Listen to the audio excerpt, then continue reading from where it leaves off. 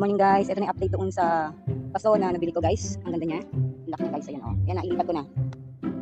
Check out ko sa yellow basket guys. Ayan, nailipat ko na yung mga halaman ko. Kalilipat lang lahat yan guys o. Kaya guys, ayan. Hindi mo na kailangan, ayan guys, may pang natirang isa. So kailangan ko na namang mag-check out ng paso. Ayan yung paso ng plastic guys. Nasa link ang sa yellow basket guys. Ayan, nailipat ko kasi ito guys. Magsama-sama yan. So, yan. Yan guys. Ilan yan guys. 22 yan guys. Kulangan na. So, mga bagong lipat lang yan guys. So, ang ganda niya guys. Ayan no? Tama lang space. At ilalagay ko yan dun sa ayos ko doon. Patutubuin ko lang guys. Ayan. Alikat ko siya. Yung mga ganito guys, gagawin ko. Mga kamatis lang yan ang paglalagay ko. Pero ito mga ganito guys, yung mga transit. Ay, pasok. Ay, dalawa pala. Dalawa pala. Ayan guys. Pero parang isa para dun sa tama-tama guys. One ko yan. Ito guys, para dito. Ayan. Pero mag-check out tayo ng isa pa guys dahil na kulangan ako. Marami akong ayan, paparami ako ng lahat ng magkukolekta ako ng bonggamilla guys.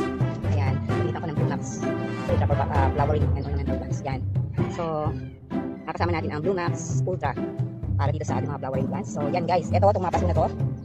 Yan guys. Yan. So, check out to sa yellow basket kung gusto niyo ng mga paso na mura lang at napakaganda guys. Yan. Ako, ay, ito guys. May isa pa. May isa pa. Dalawa. Ayan guys, no? Check out to sa yellow basket. Ayan guys. So, diba?